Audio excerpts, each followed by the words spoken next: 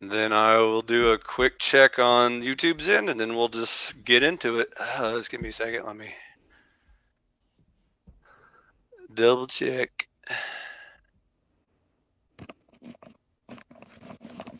BRB. Let me use my other ears. Cool.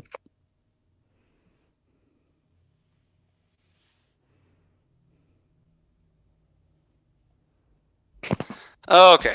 YouTube says audio works. So now we're live and audios are working. Yeah. All right. So continuing on our previous conversation. Subtle tactician. This is going to be our little dumping ground for anything goes. So again, there are 0 rules on this platform, my channel. I understand YouTube has their bitchy rules, but we'll figure it out which words we're allowed to use and not allowed to use. And so feel free to use them all, and then I'll let you know which ones we can't use.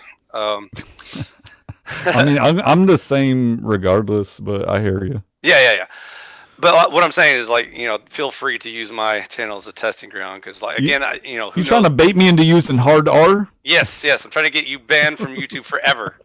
Yeah, nice. All right, I like it. So, for example, we can talk about the coronavirus as described by the CDC, which YouTube constantly reminds us we're not allowed to talk about without the CDC approving our language first. And so we are going to talk about it on my channel however the fuck I want. I don't care if they can put their little retard tags on my videos if they want to, but I'm going to talk about it anyway. We are allowed to ask politically incorrect questions about even groups of people that might be somewhat protected under certain people's feelings and rights and stuff like that. I don't give a shit. Jews. Yes, Is that the what you mean? Jews, the Negroids, the crackers, all of them. They're all fair. Yeah, we got a couple of them in the room right now. So every human being, or even non-human beings, are all everything in the reality universe is fair game on this channel. So there is nothing off limits. 9/11. Yeah. It was an inside job by the deep state war machine. Anyways, so the only minor, tiny little request I have personally, since this is my channel, is go easy on the blasphemy. So, like, I understand, people like to, JC this and OMG that and everything like that. Just try and keep it to a minimum is all I ask. Like, you can use big boy words without having to invoke. I try to keep it to 0. All right. But even if you bring up, we can talk about God and Jesus and whether or not they're real, or whether or not you think they're fairy tales or sky wizards or however you want to address them. I don't care. Just straight up blasphemy, I'm not a fan of. That's all. What if I said sky wizard, damn it? Right? What if I'm like, fucking sky wizard, damn it? Like, yeah, that's okay. That's fine. All right. But anyways, just like there are names of God and stuff, which I think we should be a little more careful with. You probably won't hear me using it irreverently, but again, it's your choice. You'll just hear me be like, I'd rather not, phrase it that way. Anywho, that's the only stipulation I have on conversations with me. You're not going to hurt my feelings. You're welcome to insult my religion and make fun of me and my religion and my views of God and all that stuff like that. Fuck you and your religion. What's your religion? What is it? And the horse I rode in on.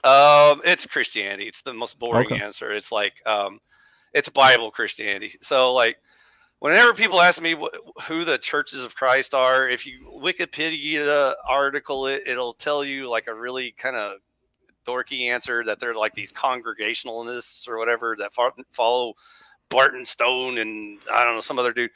Anyways, long story short, basically they have this theory that a long time ago when Jesus made a church, that was the church and it wasn't supposed to change, but man fucked it up. And so now we're trying to like return it to that original form. And so, and you're like, yeah. That's what every Christian claims. And so that's the $1 million question is who is right. And so Anyways, like I said on your server, I'm the final boss of the Christianity debate. You'll see that I'll debate any Christian sect, that feels like they're more Christian or something. But you're obviously not hardcore Christian, so you're probably going to come at this for more like an agnostic point of view, I'm assuming. Well, no. Yes and no in terms of agnostic. Well, agnosticism, if that's how you say it, is the idea of not sure, right? Not sure if there's a God or not, right? That's my understanding. It's more like you don't take a strong stance in either camp. So, like, you're not saying there's probably not a God. You're not saying there probably is a God. You just don't care about it enough to invest a religion into it. Well, this is maybe where I see the distinction. The way I'm going to put it, I wouldn't see that as don't care enough rather than choose not to. Because the way I would look at it is God is interchangeable as a word, as a being of sorts with the universe. And lastly, as love. Not emotional love, not like, oh, I love fucking pizza or this bullshit. But I mean actual love, the idea that you would sacrifice yourself for someone else, for instance, dying for somebody else to save their life. If that's the intention in action, then that sounds like love to me. Okay. Do you understand the difference between deism and theism? Theism is a personal God. Deism is just like a vague sense of a spirit that's the highest power, but it's not like a person you can talk to. Well, do you think that the first example is the person that you can talk to? Oh yeah, definitely. Anyone who claims to be a Christian is a theist. They've already crossed that bridge, so they're a theist whether they understand that or not. The Christian God is a person that you can talk to. But it's not a person. Oh yeah, it is. It's three persons into a entity, but there are people involved. There's intelligence. But they're not people though. Yeah, they are. Persons. You think that God is a person? Oh, definitely. There's three persons. Then how come? Well, but what is a person? Isn't a person a human being? A soul, if you want to get to the purest definition. But okay, so a soul. On Earth, they're usually humans, are what we refer to as people. Yeah, but aside from God, let's say Christian God, who else or what else would qualify as a person? Most of the traditional pagan gods, like Thor, Zeus, Brahma. But do you believe in those persons? I don't personally believe in them, but they are defined as theists because they believe in a personal God, like a person that you can interact with, as opposed to deists are people that claim that they believe there's a higher power, but it's not a person. It's like a force or like a universal wheel that you can't identify or interact with. It's just a thing. Right, but a person would be able to communicate with you directly, correct? Yes. Okay, so how does God communicate with you directly? Well, mostly through his recorded word at the moment, but if he chose the Bible. Yeah. Okay. So if he chose to, he could just manifest himself right now into the room with us and talk to us like I'm talking to you right now, as a person to another person. Okay, that's okay. As opposed to a deist has no one they can invoke. Like there's no way the cosmic wheel can take form of a human and then have a conversation with you. But this is like matter of fact, but it's actually a matter of faith because you haven't witnessed this, right? Faith is the evidence of things unseen. So no, I haven't personally met God yet, but again, through lots of boring answers, I logically and reasonably have faith in that he exists, trust in him. Well, sure, yeah, I think there is definitely trust within faith or vice versa, whatever. It's evidence. Okay. Faith is evidence. It's not you can't faith something, and if you have faith, it's just trust. You can trust someone. You can trust the evidence. But you can have faith that the evidence is correct, that the evidence is in fact true, right? Like we have faith that the justice system, when they put on a case, let's say at the federal level, there's a societal level of faith that they're doing it in good conscience, that this is real evidence, that it hasn't been made up, it's not felonious, right? That if you were to say something like that, you'd be labeled as a tin foil hat wearer, right? Like, oh, how could you possibly think that the votes were misrepresented or, schemed upon, right? The people were voting from the dead. How could you believe that? Don't you have faith in the judicial system, right? You have faith in it. Trust. There's evidence. Trust is the word you're harping on there. So you trust the system to do its job or be, correct or whatever. Well, why would it not be faith? Because faith we can't see it. Faith is just simply evidence. Yeah, it's also evidence that you don't see. So like, right. Your trust is the implication that even though you don't see the justice system actually working inside the room with you right now, you trust that it will do its job and that it will have a good outcome, even though you don't see it with your own eyeballs, which is faith. Correct. Yes. Well, yeah, I kind of think is blind trust as faith. That's where I was making sure you don't fall into the old trap of debating butthurt atheists. So if you suggest that the meaning of faith just means you believe in shit without any evidence, that's where they get you, because that's not what the word means. Well, I'm not saying without any evidence. I'm just saying blindly. That's what they mean. That's what they mean when they use that word. So that's why I'm saying, like, don't fall for that trap, because then you're going to spend an hour trying to explain to them that's not how faith works. And you're not an idiot just because you're religious or whatever. Anywho, we'll get into all that stuff later. I just wanted to get some introductions out of the way. So, welcome to Conservataria, first of all. Thank you. I'm the emperor of this utopian land. Okay. You know who I am, so I don't have to explain myself to you. For my audience, this is BasedOracle, who I've met, a number of times throughout the panelverse, usually on VK, on Speakeasy's VK, occasionally on Flow State or whatever, or his own channel, which I put in the link and all that stuff. So I will be probably going back and forth between here and there, probably mostly there, because as you see, this channel is completely disorganized and run by a boomer and all that stuff. So, and it's a test ground to see what words get us banned. So, we're going to figure out what those words are, and then we'll stop using them on his channel.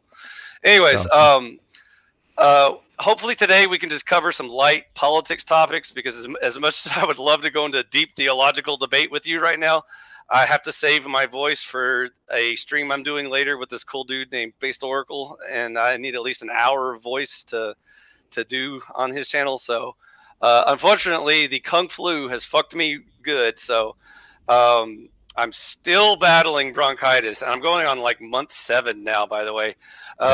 Yeah. So after you survive the initial fever and body aches, and you know how Kung Flu tries to kill you, if it doesn't kill you, it like fucks over your immune system. And for me, I already had a shitty immune system to begin with. So every little allergy, cold virus, cold bug, or flu virus that my kid brings home, it basically resets my sick clock, where I'm like sick in bed for another week or 2 weeks or a month or whatever.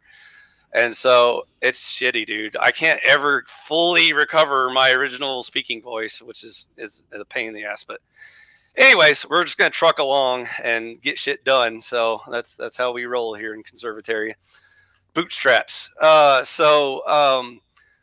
You and I are definitely going to agree on politics like 99.99% of the time. So there's really no debate there other than the details, like what color to paint the room or whatever. The religion we definitely need to get into for obvious reasons. You just touched on it, on why. This is very important, because later on you'll understand why I keep bugging you with questions with like for example, the other day you were having some drama with some internet bitch, and you were like, standards bitch, and she was like, you hurt my feelings. And I was like, who is this and why do you care? So you're like, well, we're kind of friends and we done some time together. I don't use the word friends with anyone on Well, here. you know what I mean. Acquaintance. You're an acquaintance of hers. And so, and I guess you felt like you've spent enough time with her where you felt kind of like miffed that she didn't live up to your standards and expectations or whatever. And so I was like, okay, I'm following you so far. And then you started getting into like the neat part where you're talking about how you have all these like morals and standards and shit. And I was like, whoa, hold on there. I was like, I understand where you're coming from, but like, how in the world are you even going to approach that topic with her? Because like, all you're doing is arguing ethics back and forth with her. And so we'll talk about that later. So the first thing you're going to notice that's very annoying about me is I try to oversimplify things first. And then when that fails, I start making it more complicated as needed. And so you and I are going to have to make words more complicated because I can't just simply address this topic with just very simple terms. So the current general understanding of the topic of morality versus ethics is the Webster definition is morality is like your personal feelings, and ethics is like your personal feelings that your friends agree with. And since all of y'all agree on the same personal feelings, it's now called like the village feelings or whatever. And so that's the Webster definition, which is kind of shitty if you ask me, because that doesn't help the discussion at all. I prefer a better definition, which I used to use a long time ago when I debated philosophy and religion and all that shit. Morality should be the objective definition of if there is a higher power to reality other than, a bunch of hairless monkeys flinging poo at each other. If there is a higher power, whatever it is, I don't give a fuck if it's, a cosmic wheel or if it's the sky wizard guy the Christians are talking about. That higher power gets to decide the rules of morality for us little peons because he's the higher power. He created everything, so he gets to make the rules. He designed gravity and cause and effect and math and all that fun shit. So he also gets to decide how humans ought to live. And so morality is what God decides is good or evil. Like if he says, my definition of good is to, honor your parents or something like that, then that is the definition of good, period. We don't get to argue it and debate it. We don't get to try and apply our fucked up logic to it and say, well, it doesn't make sense to me because, I was raised an orphan and my parents died in a plane crash. So, fuck you. So, you don't get to like come up with excuses or reasons or anything. It's just written in stone, objective truth, period. And then ethics is all the other useless shit. It goes back to humans and their feelings. So we can argue all day long about how bad, whores make you feel, but how good they make me feel. And then we just throw our feelings back and forth at each other until one of us passes out from exhaustion or something. So that's what I was getting at with you and Sarah. I was saying, like, I understand where you're coming from, but in the end, you're going to make like zero progress because you're going to have a debate where you have your standards and she has her standards. And then at some point she's going to ask you why she should give a fuck about your standards. And so you can start arguing. I didn't have a debate with her. I did a review of her video and pointing out the exact answers, I think, to these questions. It's not that I think, for instance, Jasmine Jafar, it's not that I think she shouldn't be an OF model. I don't really give a fuck what she does. But the truth is, it will lead to her own unhappiness. And it will lead to the unhappiness of others who engage with it. But more to the point, you didn't like how Sarah was endorsing her on her platform. That was your beef with Sarah. Right. Well, yeah. So obviously spoke out about how anyone who is promoting this messaging, the idea that it's good because it feels good and it feels good in the moment, is denying the idea, the truth, that this is affecting the children, not only the men and women of society, but the children of society. And therefore, it is bad, right? It's negatively impacting them. and turning into the same situational, well, why is the family structure so broken up? Why is it hard to find good men? Why is da da da da? Yeah, this is part of why. This is the acceptance of degeneracy. And it doesn't have to come down from God. Oh, in the Bible, don't do OnlyFans. Don't look at OnlyFans. I understand where you're coming from. And so that's why I'm not saying like I disagree with you. I'm just saying like at the end of the day, it's just going to be an ethical debate back and forth about who feels like they have better standards than the other person. And so the trap that happens, by the way, I'm kind of trying to like save you some time, because what's going to happen is you're going to get real deep into all this philosophy stuff about why you have such a good standard and why you feel very justified in presenting your idea. And you may even get into like really deep, like scientific debates about how it affects, society as a whole, and, like STDs, or, I mean, you can just go on and on and on with statistics. Dead fetuses. Yeah. And so, but the problem is, if it were possible to ever arrive at anything that even resembles morality, then that would actually be a strong argument against the need for morality to begin with, because if you can just derive morality yourself, or if it can be derived by humans, then we should have already been able to do that by now. Like that, like after however long you think we've been here, hundreds of thousands of years, humans have been around arguing this shit. By now we should be arriving at some conclusions that this is definitely wrong and this is definitely right, and so on. Well, we have arrived, and when we say we, if you mean everyone, then I agree. Humanity, right? But there are people within humanity that do, I guess, for the sake of putting out their morality, do abide by morality, or at least to a high degree, with intentions of being perfect, but nobody is. As I defined it, or Webster? Remember, Webster just means your personal feelings, and the way I defined it is God's definition.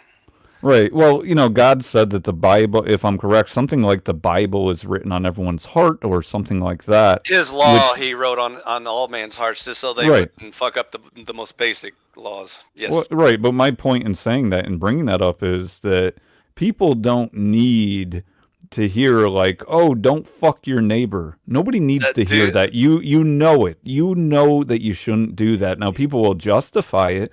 People will come up with reasons why it's okay for them to do it. Exactly. But that's not even abiding by their own conscience. They're just finding a way to defy it. You just hit the nail on the head. So the reason why this never progresses is that very reason. Because any standard you try to achieve, I can tell you right now, I can rationalize it away. I can show you how there are good reasons for X, Y, Z. Absolutely. And so then you'll be like, fuck, then we can't ever have any standards, because everything can be argued away. And so that's the problem. And with stats, stats could support any argument, or even at least indirectly. Like I can just argue, like personal happiness and shit like that, Sure, yeah.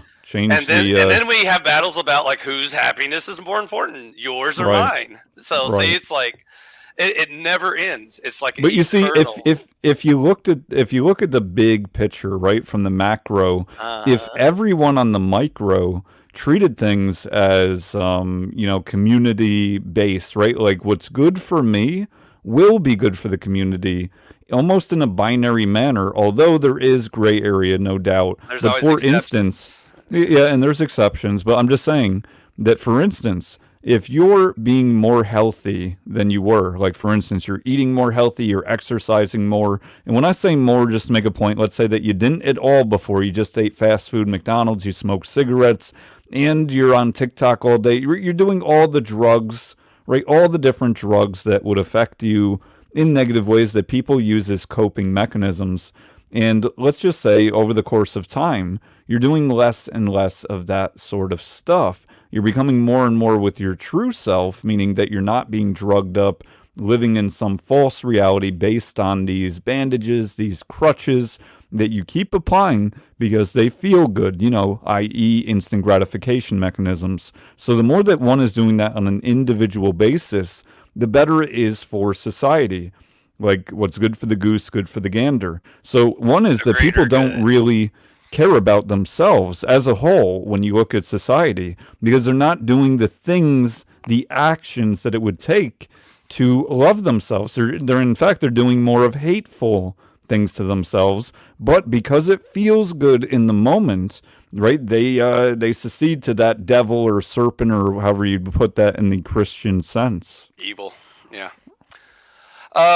And so you brought up a lot of buzzwords that are gonna keep tripping you up during the conversation, because when you say things like health, for example, Mm-hmm. I understand exactly what you mean when you say that, but that's not a term that can just be like universally applied in every one of these debates and discussions. And so now we have to ask the question: who determines what is good health versus bad health? And it's like every time you try to solve a question, you end up opening 10 more questions that can't be answered. And so ultimately you have to draw the line somewhere. And so that's just the end of the debate is, okay, well, where do you draw the line? And so that's fine that you draw the line at, OnlyFans are whores, but again, someone else can have just an equally good argument on why they are okay with it and say, I don't draw the line there, so fuck you. And so it's like, it's going to be frustrating to you, because you're going to feel like, no, you have to listen to me because I compel you with logic and reason and all these structured arguments and everything like that. And Well, they can do the same. My stance is, do whatever you want. You're going to pay for it. I'm not going to pay for what you do. I'm going to pay for what I do. Oh, what I've done. That's right. But everyone is going to pay for it. And if you wouldn't want it for your kids out of love, right? Like if it's something that, you don't want your kid getting knockout gamed or whatever, you know what I mean? Like when people going around doing that, you wouldn't want your kid to be the victim or the perpetrator if you care about them, if you actually care about them. Now, if somebody says, well, I would want them to play and I do care about them. Okay. If that's the cope that you want to buy into, if that's the lie that you want to believe, then feel free.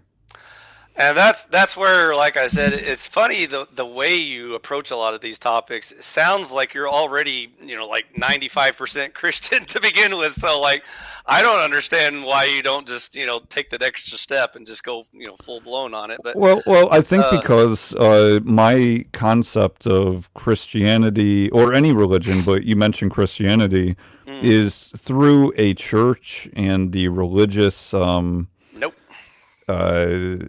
do I put it? Establishment, I guess. Nope. And I'm not interested in doing that for many reasons. I mean, this would be a longer topic. Yeah.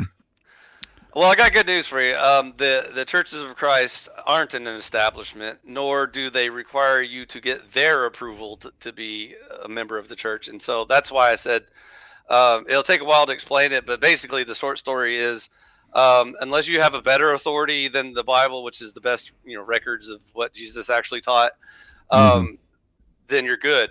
Because if you read the Bible and understand it, there's nothing stopping you from having a direct personal relationship with God. So you don't require. Well, let's say I do. Well, let's say I already do. Okay. How would I know if my God is the same as your God or the Christian God? Oh, that's easy. So like the first question I'd ask is like, do you subscribe to the Trinity for starters, or are you familiar with that? I am familiar. The Father, Son, Holy Spirit. Okay. Do I align? That's somewhere I guess I'd be fence sitting. I don't believe in it or not believe in it. I almost look at it as irrelevant. Well, if God himself declares it, then it's pretty relevant. But that's the problem. The problem is that's how you tell the difference between people who claim to be Christian versus who actually are Christian. Because some people think that, like, well, this is why I don't claim to. Right there, exactly. You got your answer now. Exactly. So we can get deeper into that if you're interested. For now, I'll just put you on a placeholder for Christian enough to understand the basics that we're going to talk about. Okay. And that's why I said agnostic, because you're clearly not a church-going Christian. But I don't want to be in that group either.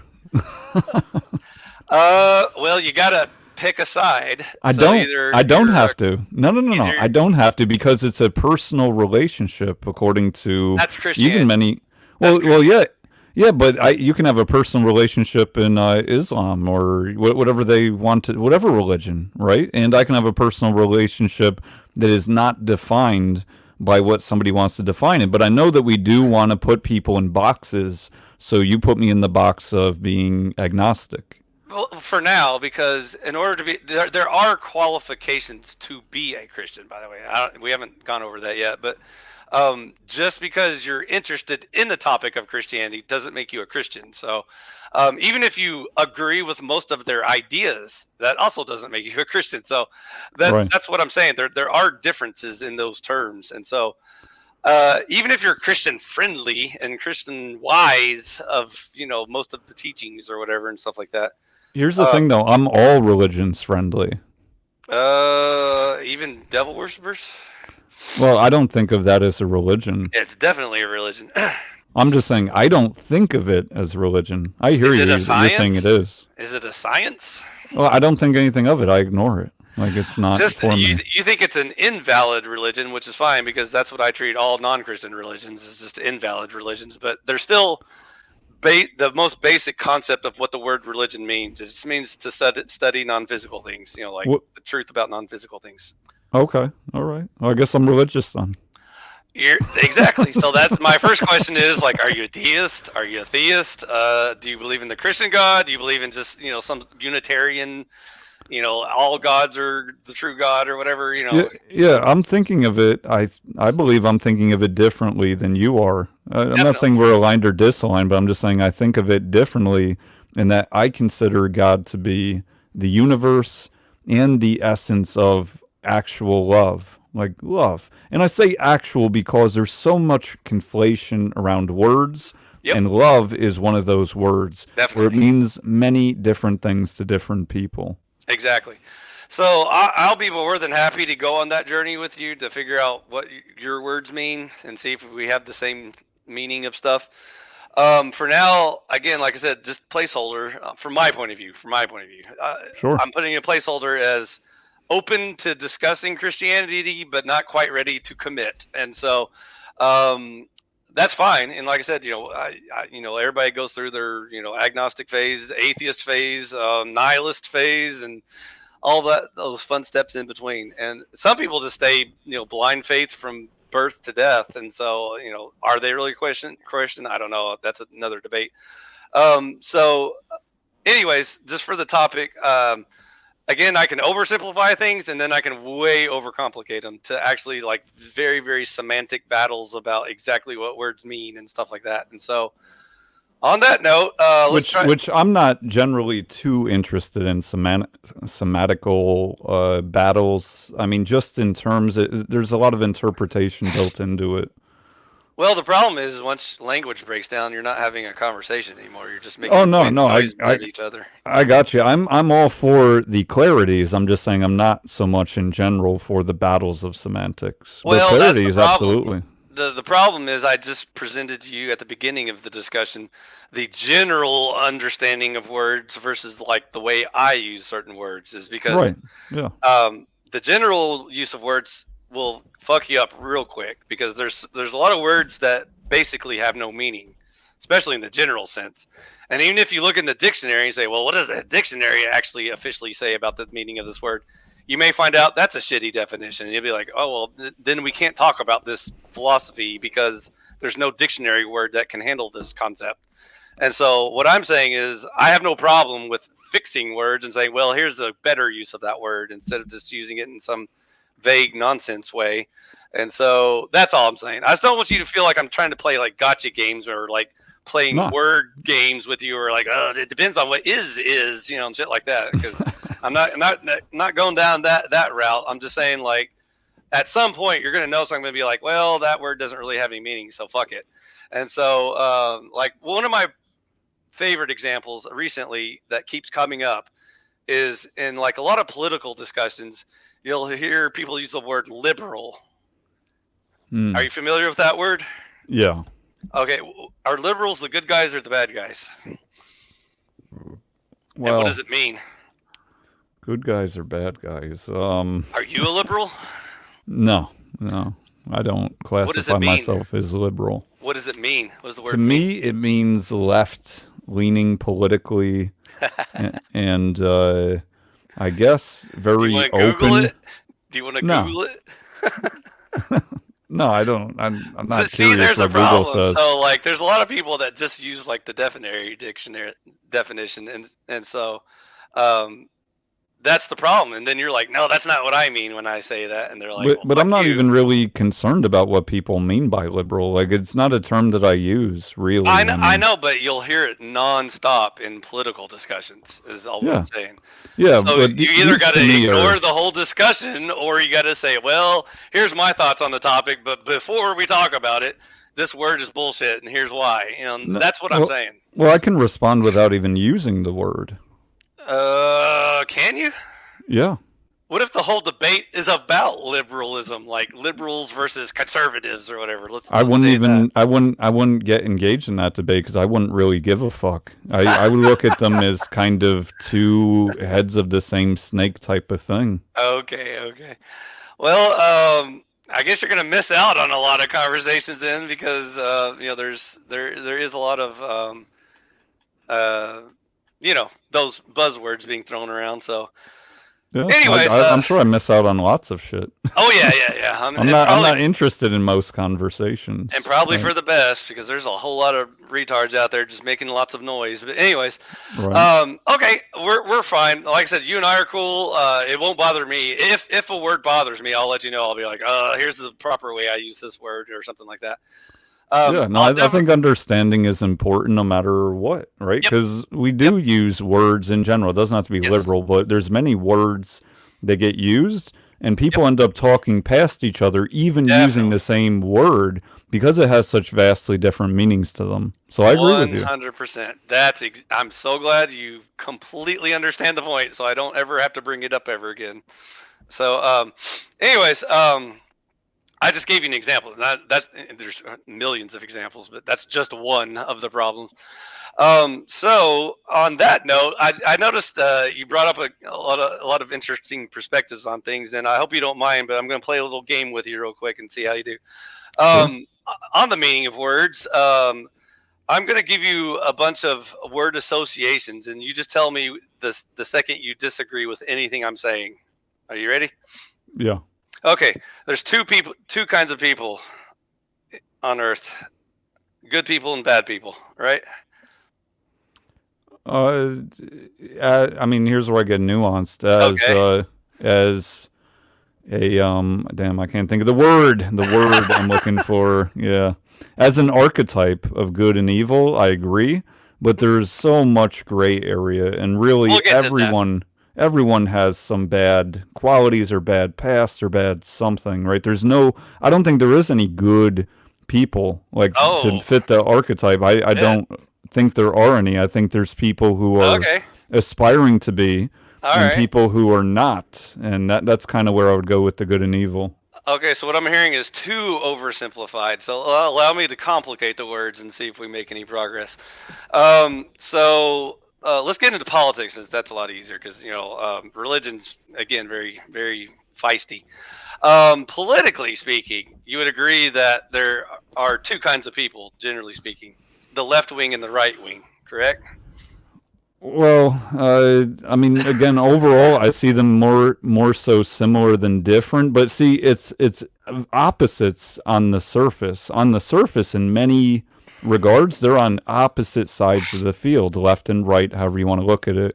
And underneath, I think that has turned into the political landscape just a battle of the egos, and therefore, I think that they're more similar than they seem. But on an individual basis, sure, you have the trad dude, trad family, whatever, versus the pink hair, got all Pinko sorts of Kami, whatever. changes, Yeah. cut off your dick, this type of energy. Okay, so basically, you don't ever want to assign any sort of standard or judgment on anyone, because we're all grays, and in the end, kumbaya, and there's really no difference between all of us. We just had little disagreements along the way. No, well, I think that actions should be disseminated more so than people, because it is true that nobody is perfect, and I'm not necessarily better than anyone that I debate with or anything like that as a human, as a man, etc. So, Wouldn't you say we're able to objectively judge people, especially in the past tense? So, like, I'm not going to get into the fuzzy future stuff, but just like historically speaking, we can look at two human beings' records on Earth and see exactly what they did, read all their journals, and see exactly what they felt they thought they were doing and stuff like that, and then make pass judgment on whether or not they were a good or bad person. Correct? I see what you're saying, but here's an example I'll bring up I think counters it. There's Okay. certainly societally in the U.S., I believe that people would view, in general, Hitler and what he did as very bad. Right? He's bad man, did bad things. Okay. And by the way, me putting this example out here is not. I'm not agreeing with either side of the example to put it out here. I do Mm-hmm. have my own thoughts and stance, but I just want to preface Sure. Sure. the other camp has a lot of reasoning as per why Hitler may have been a good man and misunderstood this type of thing. Now, I don't have Can you enough pass your own knowledge. judgment, though? Well, yeah, so I have passed my own judgment in Okay. terms of, right, I went to school and you learn about this stuff, and then there's the news aspect, societally, social media, bringing up, World War II, etc. But my point is that either way, there's people who truly believe, based on the evidence, that he's bad, and people who truly believe that he was good. And these people who believe he is good aren't necessarily the type of people that the other side would think that they are. Like, yeah, well, Nazis and people who are hateful, let's just say hateful, people Mm-hmm. who are hateful would think that he's good. No shit, they must be hateful to think that. And that's not necessarily true. And that's something that would severely challenge our ego investment of, well, all this time, view him as the worst man that ever lived. How is there a camp that believes he was good that isn't insane?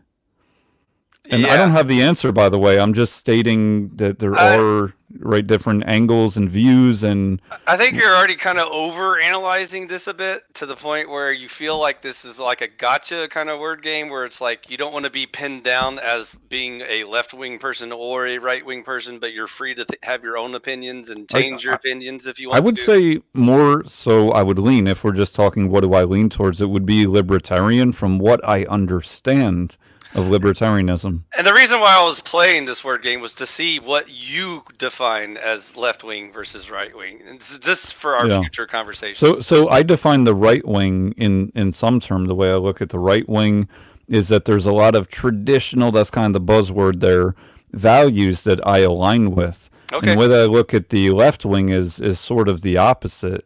My problem is that there's a lot of grifters. Well, not even just a lot, but a lot of the, let's say, predominantly the headships of these different political organizations, if you can define them as that, facets, divisions, in and of themselves are grifters. They don't even believe what they're saying because they end up doing the fucking opposite. They do whatever it takes to get more money, more power, more, Yeah, yeah. whatever.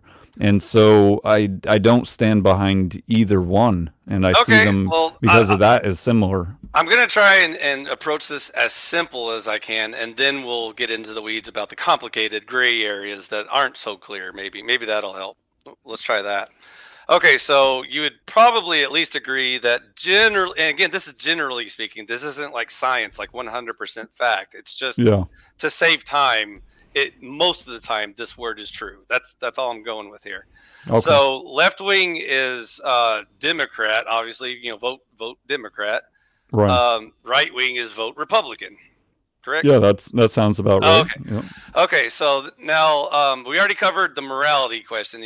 Generally speaking, left wing is more atheist. The right wing is obviously more religious. I think is In there's no in debate. theory, yeah, Yeah. yeah. Um, economically speaking, I don't know if you're familiar with the socialism versus capitalism debate, but those are the only two words you need to know for that entire debate. Generally speaking, the left wing are big fans of socialism, and the right wing tend to be grumpy little capitalist assholes. Yeah, right? That sounds okay. And then, as far as the size and power of government, the two extremes are authoritarians and anarchists. And so some people want all the government, some people want none of the government, and then they argue about all the stuff in between. But generally speaking, the left wing are the ones that default to the big government, and the right wing are the independent, get off my lawn anarchists. That would, to me, would sound more like the anarchist, more like libertarian to me, as I understand it. Libertarians are just pussy anarchists. They won't fully commit. They just like compromise and say, okay, we'll have a little government. Fuck you. That's all libertarians are. Yeah, so I guess I don't totally agree with that one. Okay, we'll come back to that one. Generally speaking, like the ideology that both of these large groups follow is the idea of collectivism versus individualism. And that's what I was hinting at with the size and power of government. Yeah, I mean, again, I say in theory because it seems on an individual basis, it actually goes the opposite. It all turns into me, versus the big collective picture. But yes, in theory, on the surface, yes. Generally speaking, the left wing likes more committees and HOAs and cabinet meetings and all shit like that. Whereas the right wing is like, again, it's the grumpy old man, get off my lawn, by himself. So. Yeah, I mean, I guess I think of the pink-haired whatever archetype within a PTA meeting, Karening out from the left wing. That's kind of the picture visual. And then for bonus points, the left wings, obviously, they never shut up about democracy, and the right wing is more about either meritocracy or at minimum just some sort of republic run by good and intelligent people and not retards. So left versus right. Yeah, I hear you. Okay. And then finally, I don't know if you follow cultural stuff, but one of the biggest debates is about Marxism versus the anti-Marxists, And obviously the left wing love and worship and adore Karl Marx and every fart he ever had. And the right wing hates him for obvious reasons. Yeah, I've heard these sentiments. Like Ron Paul, for example. Ron Paul can't stand Karl Marx, so he's definitely right wing. And Karl Marx is about as left wing as you can get. There's no one left wing of Karl Marx yet. I think Ron Paul was the last time I voted. Okay, so now you understand what I mean when I say the left wing versus the right wing. Do you follow? So those were all those were all believed to be true by you. Correct. Okay, yeah. So it sounds like we understand where we're coming from on that. The only reason why I brought this up now is because in the future you're going to notice I'm kind of batshit crazy, and I have certain definitions of what that word means. And so, like, for example, I've played this game with other people before, by the way. You can go watch their results. So one of the trick questions I gave you was the Democrat versus Republican divide. Personally, honestly, I'll tell you right now, the answer is they are the exact same thing to me. They're both left-wing fuckers. So that's why you always hear me bitching on about libertarians and conservatarians or whatever. And so that's the right wing. The left wing is that uniparty deep state bullshit. It doesn't matter which one you vote for. You're going to get the same results. So well, I think we align very much on that. Yeah. Okay. So see, there's a trick question. See, I had to throw it in there just to see if you're paying attention and if you actually, actually feel that way, or if you're just being nice because you don't want to hurt my feelings or whatever. No, I'm not too well known for just being nice. Okay. I don't know who thinks that of me, but that'd be interesting. So, I should put that up as a vote in my chat. Yeah. Don't worry. I bet I'm more of an asshole than you are to everyone. No. I don't know about that. We'll see. Yeah. As soon as people hear. I've seen as far back as your old debates a year ago. So, anyways, that's where I start conversations. And if you can't make it past that part, then I don't even waste my time with you, because again, people just constantly throw around terms that don't have any meaning at all.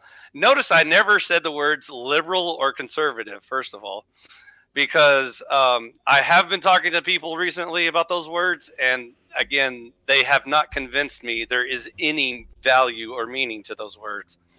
And I explain why in detail to those people, but just for your own personal knowledge, you'll never hear me use those words because they're just completely useless at this point. Okay. Other useless words are things like progressive and that's Andrew Wilson's favorite word, progressive. Yeah.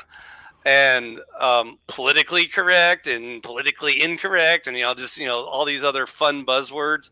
Which at one point in time in history kind of had meaning when we were losing the values that we had, and we were like, what's going on here? Now we're so far through the looking glass that no one has any concept what any of these words mean. So it's like it's not helping at all to use any of these words. So one little thing I did catch you on was use the word traditional, which that's unfortunately kind of a synonym with conservative, or tradcon, if you will. The kids these days are calling them tradcons. Yeah. That's one of my pet peeve words, because both of those words have been fucked beyond. I'll try to use it conservatively. Thank you. Just stick to the traditional meanings. But so the reason why is you'll quickly notice that word just gets so abused all the time by all the wrong people. Yeah, I mean, I don't even think it really holds much meaning, because it's a relative. I mean, just at base core, it's a relative word. Traditional as per when or as per how, right? So it has to be subjective. There's no objective meaning to traditional in a sense. Mm-hmm.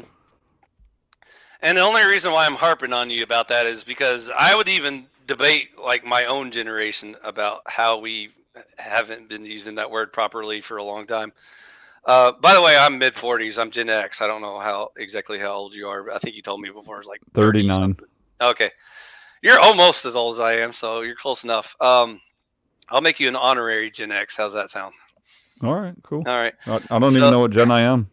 You're probably millennial just by a hair, so don't take it too personally. But I think you grew up with participation trophies, did you not? I mean, I don't know, maybe to some degree, like compared you don't remember to before. in school ever hearing about participation trophies or anything like that? Yeah, I mean, I remember more as an adult this becoming a topic of conversation. Oh, okay. Well, you're probably like on the edge of Gen X, where you're just technically millennial or whatever, just by the age range or whatever. But anyways, not a biggie. But there's a problem with, again, the way we use terms and stuff like that. Okay, so you're just barely old enough to remember what Gen X meant when we said traditional. And so I don't know if you remember the whole boomer, fallout, but anyways, the whole reason why Gen X is such a bunch of apathetic, sarcastic assholes is because we were raised by boomers, and we were taught this fantasy land that doesn't exist about where, America has any sort of standards or values or, traditional, culture and blah, blah, blah, blah, blah. Although you weren't supposed to use that word.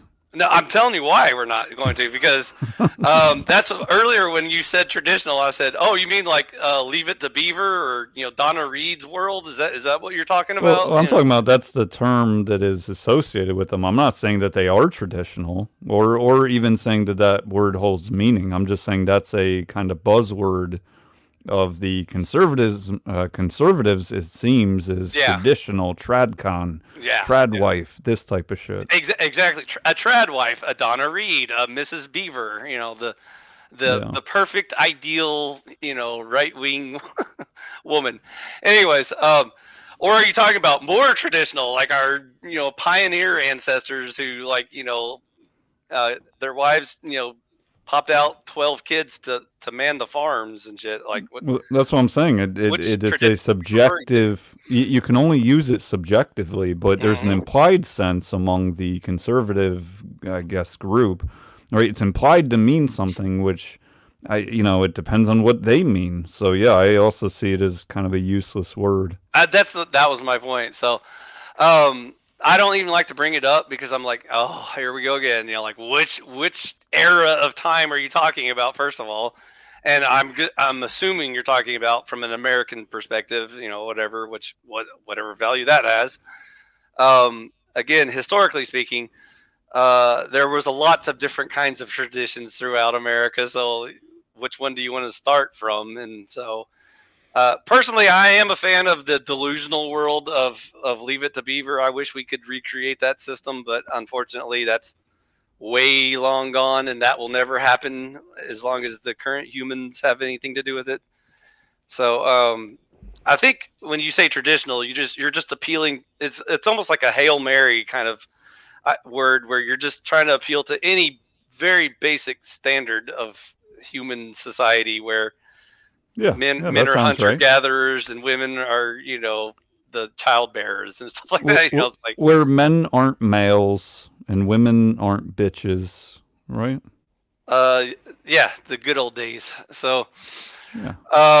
I know what you mean by that, and that's why I'm saying. But like I said, once you start getting deep into these like heavy debates and shit, that word changes very rapidly from one panel person to another panel person who has a completely different meaning of that word, and you're like you said earlier, you're not even talking to each other anymore. You're just hurling words past each other and making noises. So.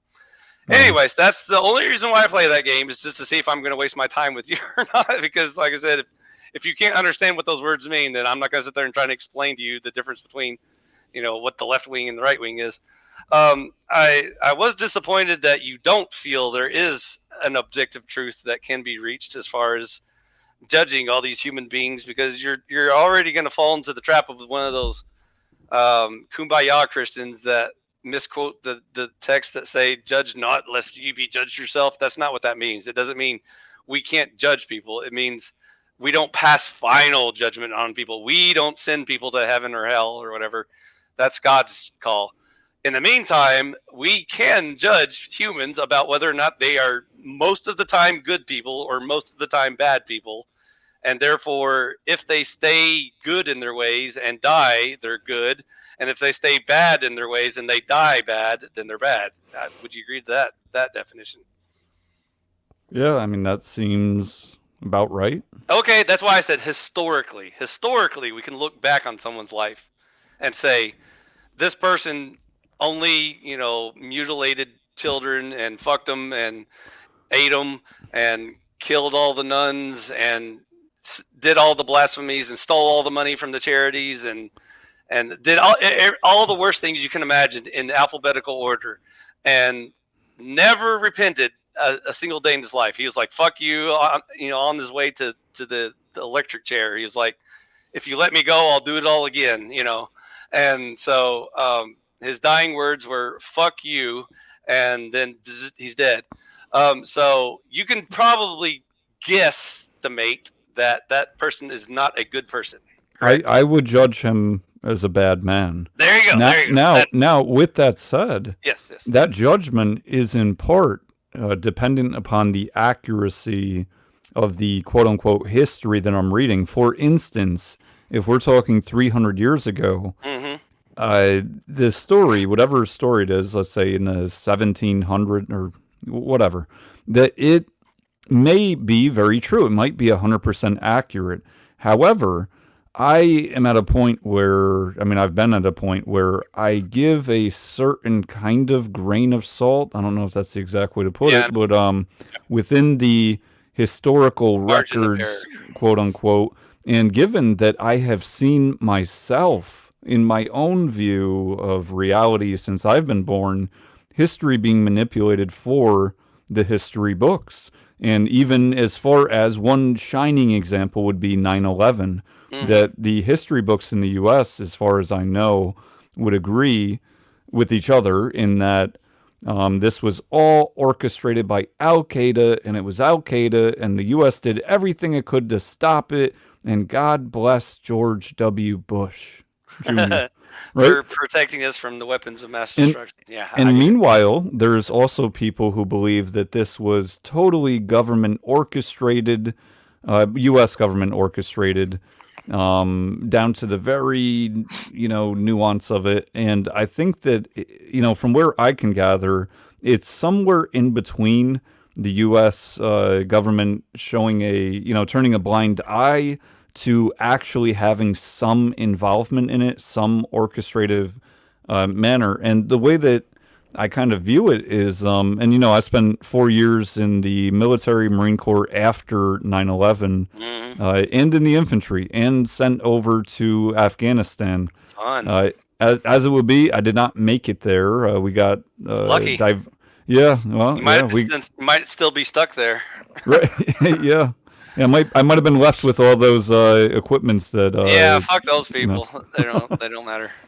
So, one thought is, just for instance, the cognitive dissonance I see within the government narrative is that we spent 20 years in the Middle East post 9/11, and that the government official word is that by the time we left, that the Taliban was stronger than ever. And Oh yeah. in that term, if that's true, then what the fuck did my brothers die for? What did they die for? With the Taliban stronger than ever. That's a win for the U.S.? Like, that's amazing. I got bad news for you, brother. I think you just answered your own question. Well, so. no, I did. I asked it rhetorically. Yeah. So, but and with that said, I don't take anything away from me or them or anyone who served during that time, because you did the best you could with what you had. And it was for, ideally, everyone has their own individual reasons, but ideally it was collectively done for the protection of the U.S. and et cetera. Yep. But in reality, was it that? And my answer leans more towards no than yes. Oh yeah. It's definitely a shitty deal. That's all I can. The only way I can describe that situation you've gone through. Other than the people who profited, right? It was a good deal. Oh yeah, for them it wasn't. I meant the good and intelligent people. I'm not talking about. I don't care about evil retards. I don't ever defend them or sympathize with them or anything. I'm always talking about. You're not a retard sympathizer? You, especially the evil retards. Yeah, that's what I should more say. The good retards I feel sorry for, but I try to get them to stop eating the crayons. But if they can at least accidentally get the right answer, good enough. Well, that's what the Marine Corps is cranny. Sure.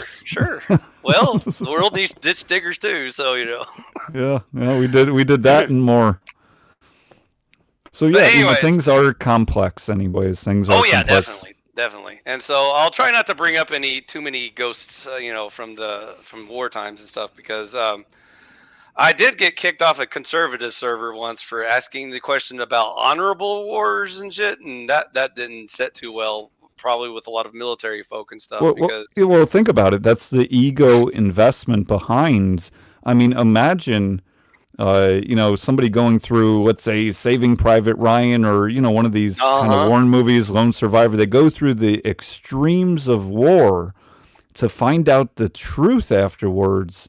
That's a hit to that you were funding Al Qaeda the whole time, and you're like, what the fuck, you retards? Right, and who how are we fighting here? Yeah, how does one reconcile that within themselves past a certain point of investment? And when I say investment, I mean physical. Mental, emotional, right, everything. Yeah. Financial, family, everything. I mean, shit.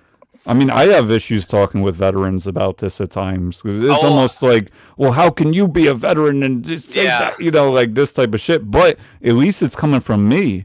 And not a civilian. That's the worst part. I'm a civilian, so you can imagine how many fucks they give about my opinion.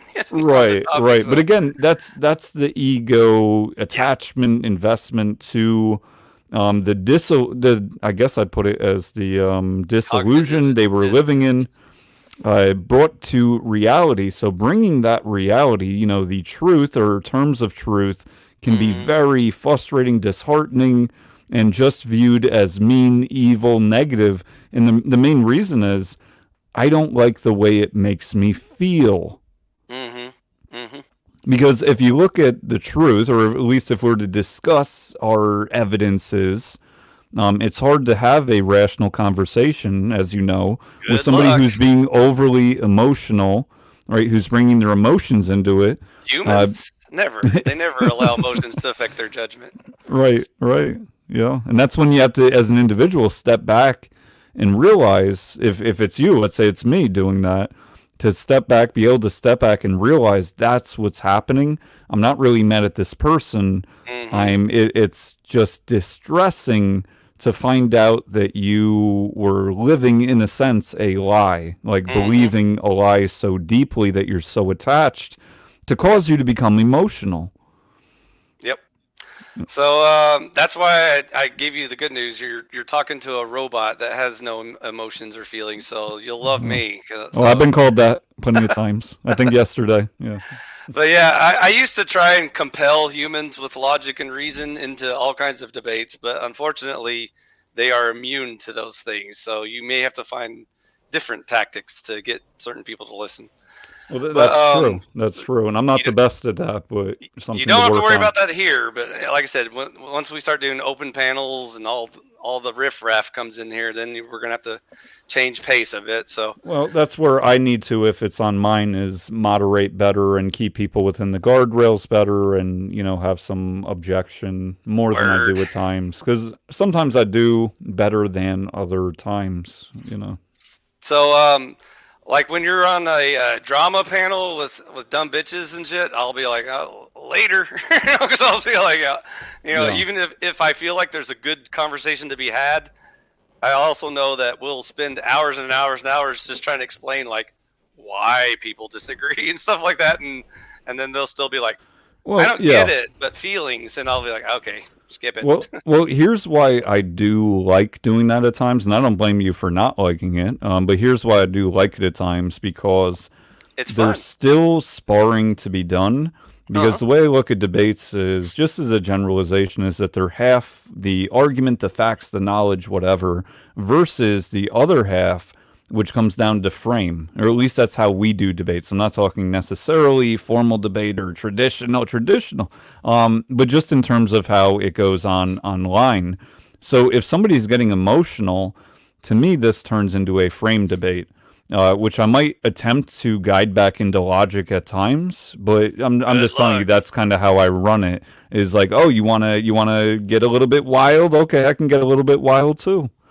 So I Hmm. still look at it as a sparring match, but no doubt at times I've been in conversations that were more or less a waste of time, and I'm Yeah. trying to move past that more. But at times, yeah, I'll get into some sloppy, dirty debating, and we'll just I do think we're whatever. we're all guilty of just drama bullshit. So we definitely waste lots of precious time just talking to retards about stupid shit. So Yeah, I can't cast any stones there. I'm just saying like you'll understand like why I'm not as dedicated as certain other panel-verse people on certain topics because like I said I just lose interest so quick. I'm like all right whatever. So, but that's why I've always enjoyed our VK time and stuff like that because that was more fun to kind of at least pretend to focus on something and talk about it. And then the most recent example I thought of was when you were on a panel the other day talking about actually working out solutions and talking about them and shit like that. And that you got my ear on that one. Like, I will totally serious up for you and I will debate anything you want to, but like I said, I don't think you and I are going to be debating much at all. If anything, we're just going to be doing each other's hair and singing "Kumbaya" most of the time. But occasionally, we'll disagree on the details and shit, and so I think that can be also very constructive and useful. cool. But the most of the problem will just be like the others, and so that's why I was trying to like help you kind of see things from my perspective. I'm so far right wing. I don't associate with anyone at this point. Like I said, poor Ron Paul will pour one out for the goat, but Yeah, again, he ain't doing shit. His son ain't doing shit. Dave Smith probably knows there's no point of even running at this point, so he's like, I would, but as much as I'd love to bust my ass for like 3% of the vote, no thanks. I got a family and shit to get to, so yeah. I don't expect him to pull off any miracles. I We're enjoyed his son Rand Paul back with Ted Cruz doing like Obamacare filibusters, this type of shit.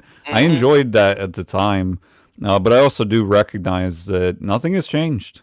I got real bummed out watching Rand Paul give a lecture to an empty room over there on Capitol Hill because he can't even get Republicans to listen to him or agree with him, and so that tells you already what system we're dealing with.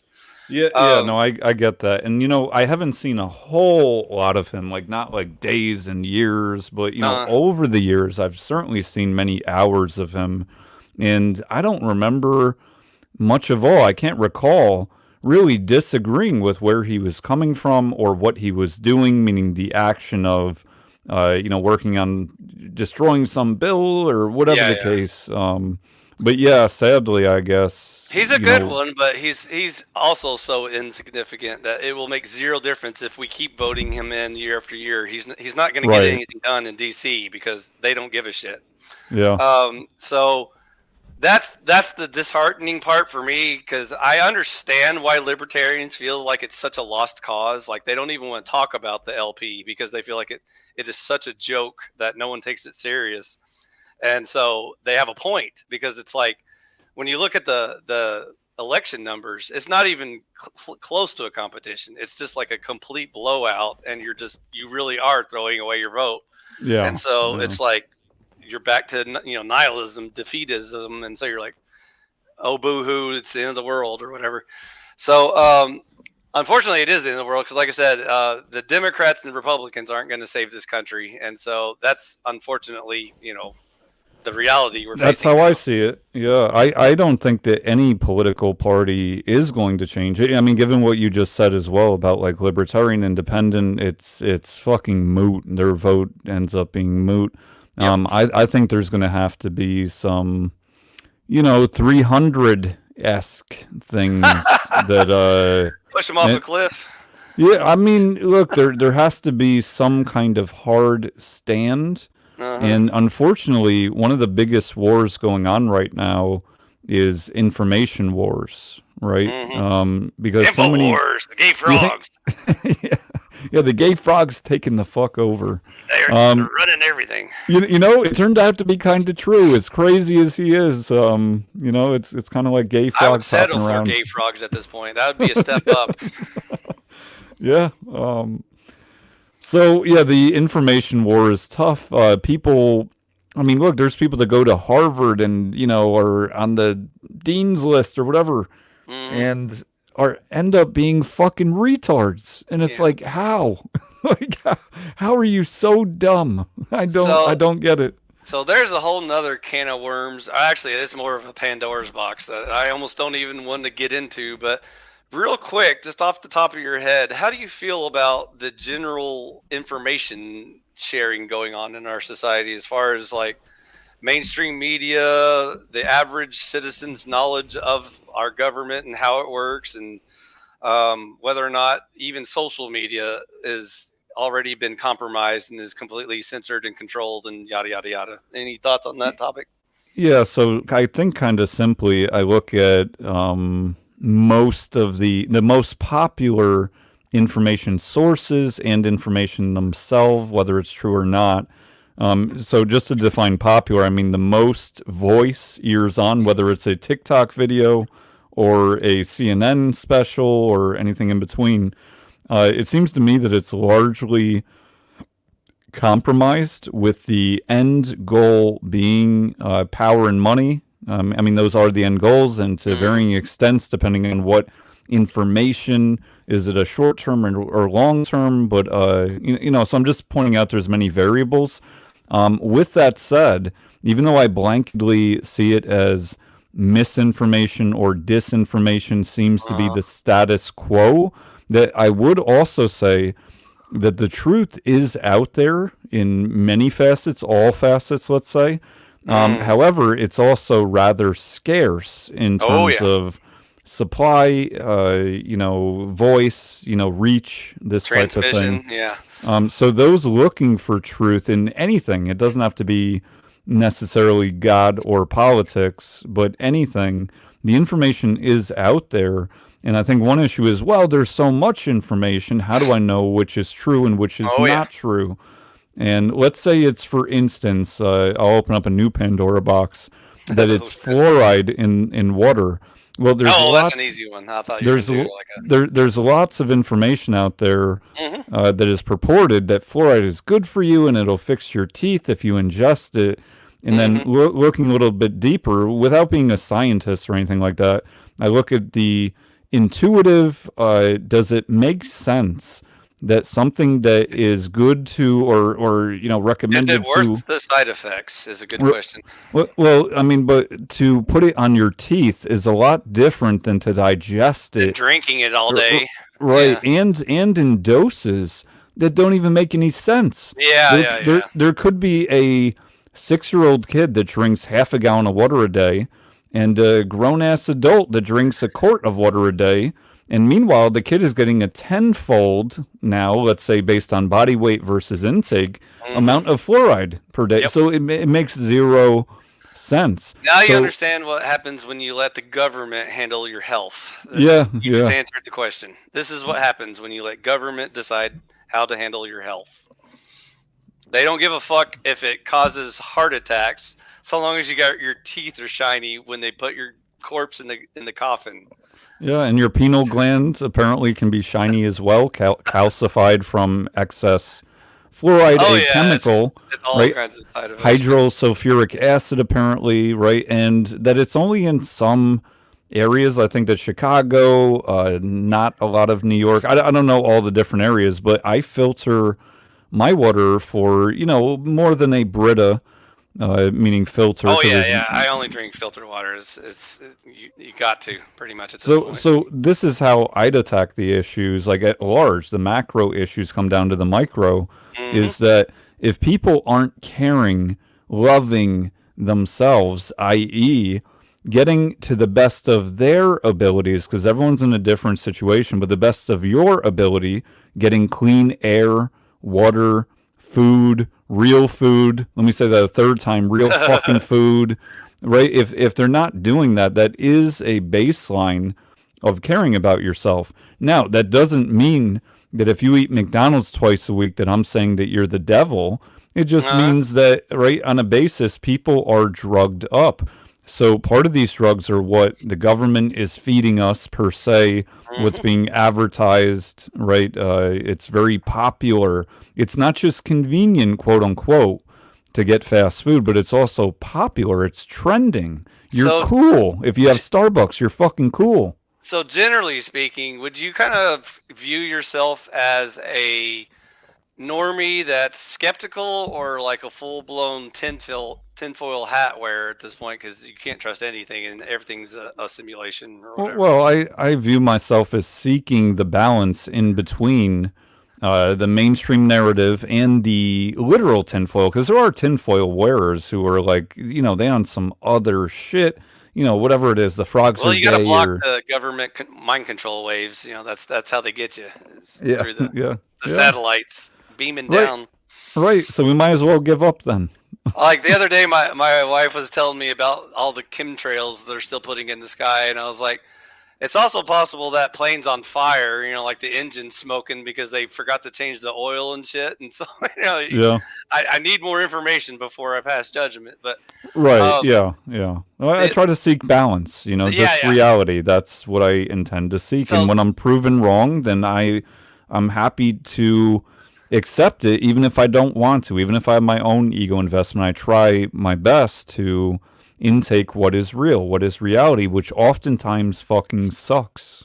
the reason why I asked is because you got kind of a taste of some of the people that follow me around, and so you'll notice that some people love to go into great detail about how, again, you can't trust any information out there, even if definitely not from the government, not even from like 99% of Google searches, and like only the secret dark web has the answers to like what's really happening with the lizard people and how many babies they have to sacrifice to Molech in order to keep the Democrat Party going and stuff like that. And so Yeah. it's like I see where you guys are coming from, Right. but Right. it's like I'm still kind of 1 foot in normie land, where of course the government's been lying to us since birth.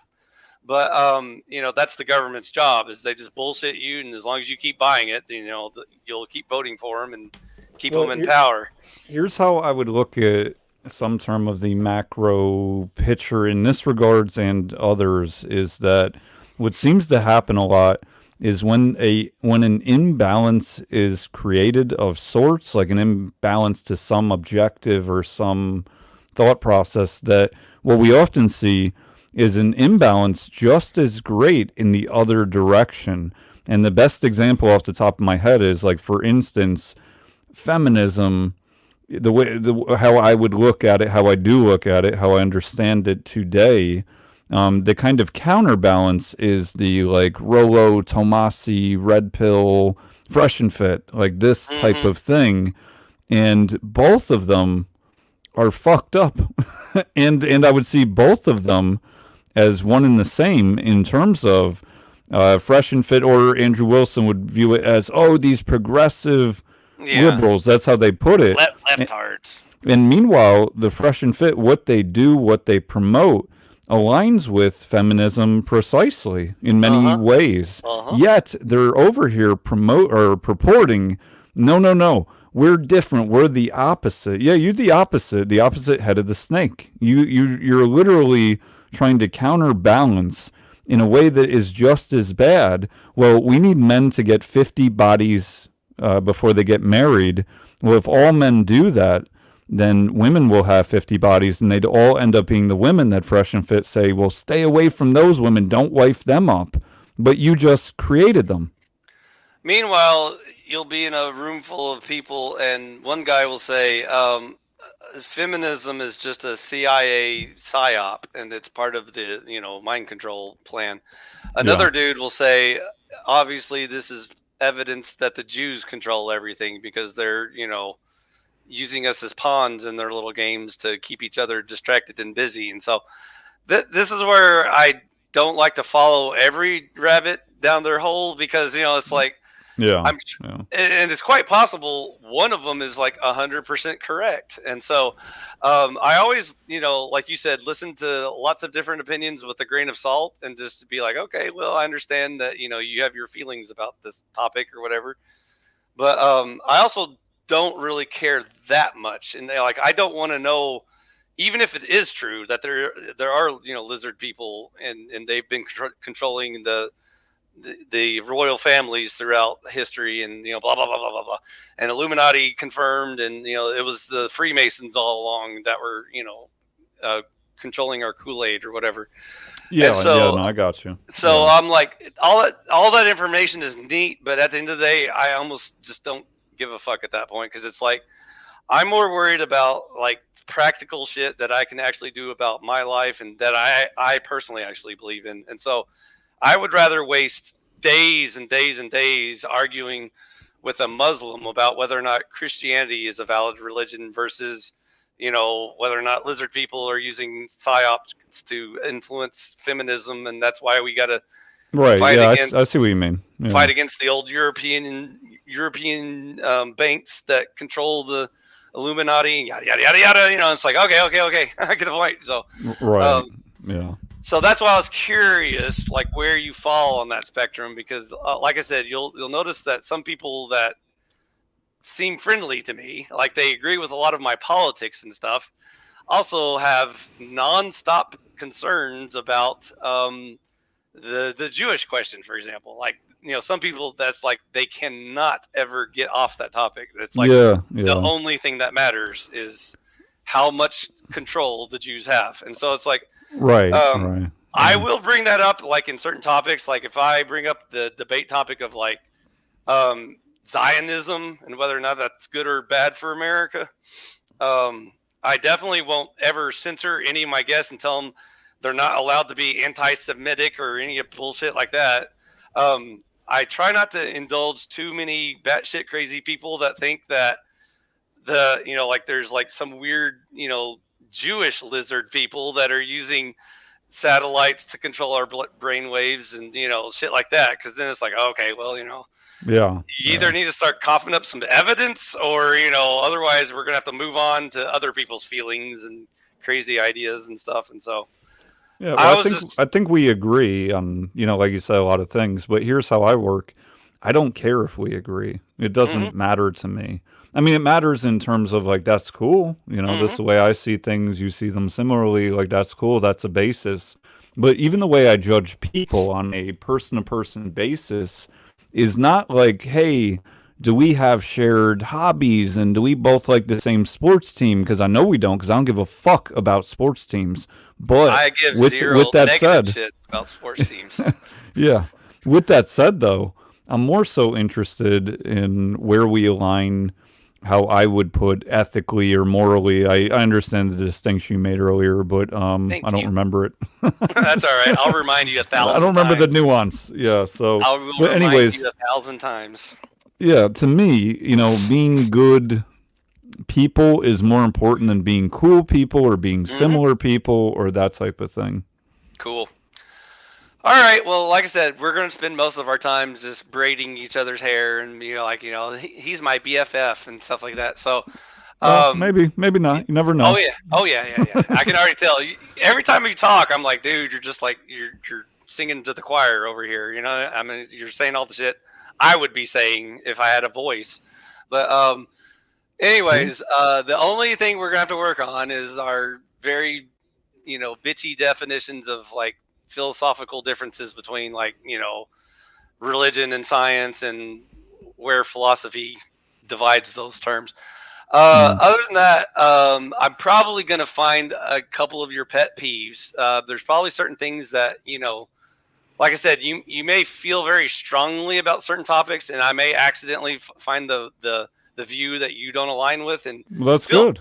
Feel free to tell me why you think your view is better and why I am flawed in my view, and I will very open ear listen to every word you say, and I'll tell you when we're not using the same words and all that shit. So cool. I am starting to get a little raspy, so I'm gonna wrap this up pretty soon. Cool. I was gonna do an open panel. I think all 3 of my followers are in chat right now, so. And all 10 of my subscribers, maybe tuning in to see if I'm still alive or not, because I keep telling them eventually I'll do content, but again, I'm fighting Kung Flu, so it's winning. Oh, by the way, here's for shits and giggles. I said I'd talk about it, so we'll talk about it real quick. Here's my tinfoil hat moment. Okay. Here's a fun theory that I have about the Kung Flu, which may get this video censored or kicked or whatever. If I did not have the connections that I have, I wouldn't even have this much information about what happened in China. And so only by accident do I have more than the average knowledge about what happened there. I have this theory that the Kung Flu, the coronavirus, COVID-19, whatever you want to call it, I don't give a shit, was created as a bioweapon in the Wuhan lab in China by the CCP, which was funded, at least in part, by the NIH, which Dr. Fauci was the head of. And my current theory is that it is simple explanation as they fucked up. Some retard at the lab got smeared on his lab coat, went to lunch with his wife, got his wife sick, and then they infected the whole village. And by the time the government figured out what was going on, it was too late, because they are completely the most shittiest government on earth. They can't do shit right, including keep bioweapon labs safe and secure. And so all of these theories about these psyops and these plans for invasion and distractions and all this other, bullshit is simply explained by some Chinese retards fucking up a bioweapons experiment. Because, first of all, it makes no sense for them to intentionally release it. because if they were actually trying to like wipe out America or something like that or whatever, they would have an actually deadly virus like like the bubonic plague or polio or some shit like that. And we know for scientific fact that the worst thing COVID did was cause about roughly the same amount of deaths as like a bad flu virus, which happens every year anyway. And so the only thing that's really annoying about this particular virus is that it was genetically designed to fuck with humans, and so that's why it's causing so many people so many different kinds of health problems. But we are so busy debating politics and even what I would call just pretty stupid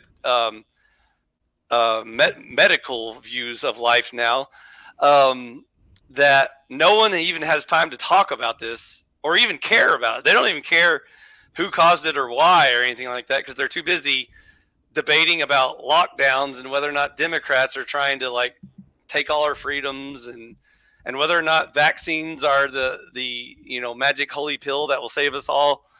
And all that did, as I've observed all of this happening, is see that the best thing that came out of this is now we have open discussions about how many people are now full-blown anti-vaxxers as a result of this. And so I'm not even going to ask you, because I don't want to open. I didn't get the vax. Hell no, I didn't get it.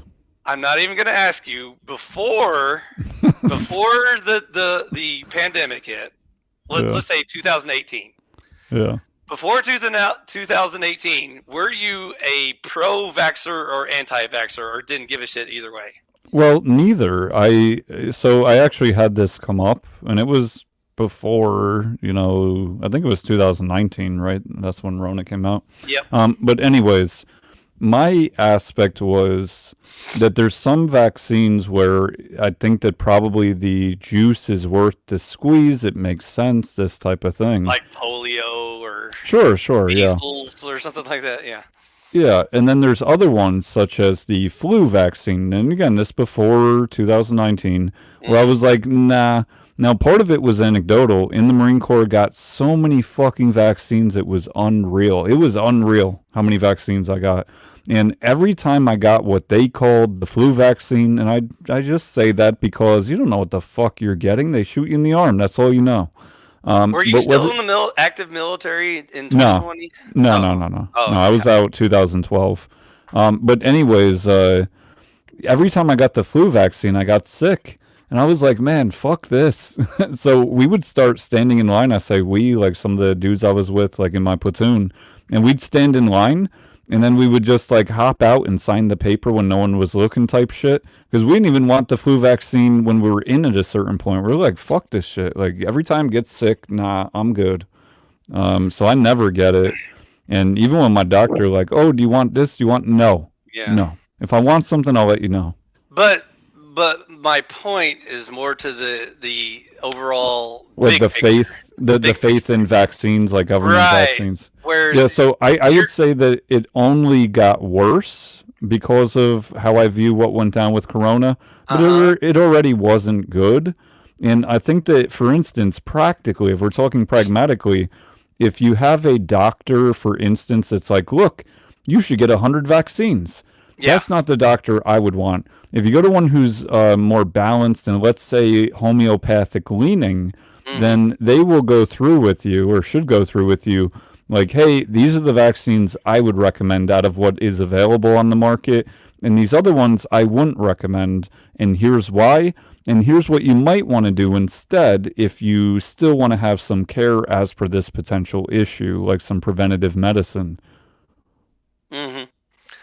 Well, since I call it a Pandora's box for a reason, because I don't even want to go into how much I have zero faith in Western medicine at this point. But, on the very specific topic of vaccines, I just thought it was interesting that this particular pandemic completely blew open the floodgates where, like, you're old enough to remember that pre 2K18, you remember that most average human beings, understood that vaccines were generally a good thing, generally speaking, like polio, measles, mumps, rubella, whatever, all the shit that, 99% of all humans agreed we don't want on Earth anymore, nor do we want people to just like randomly go through that shit just because, they're stubborn about getting a shot or whatever.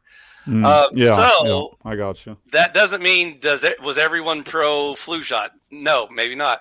I understand that, but we all had the freedom to choose back then. So it was like, if you don't want it, don't get it. Right. And Yeah. and even if you can prove scientifically that it does actually save more lives or whatever, great. If you want to go with the herd mentality, of saying, survival of the fittest, fuck your medicine, that's fine too. That's a perfectly valid, logical argument to bring to the table. Right. But what did happen was after the entire planet Earth had a completely collective meltdown, and we were already pretty retarded going into it, we became turbo retarded coming out of it. And so it's like now people are like full anti-vax. Like they want to get polio just to show how Chad they are. Well, this goes back to what I was saying is, right, the imbalance ends up with the other side, the right being even just as imbalanced on the other side, right? You have the, oh, give me any vaccine, to the, no, I don't want any, like this type of shit. So I agree with you, and there is a balance in the middle, and that's where I try to stand on most things, is the balance. And I also enjoyed the debates about whether or not governments are allowed to lock you into your home and prevent you from going to church. But apparently, we got our answer. They can do that. And we thought we lived in a free country where we had the home of the brave and all that shit. But nope, turns out we were just in an authoritarian socialist shithole the whole time. So and I enjoy, not really, but kind of enjoy when somebody is like, well, the government can't do that. And I don't mean as per your argument, I just mean in general, like, oh, the government can't do that, they wouldn't do that. No, you're actually proven wrong. They have done that here.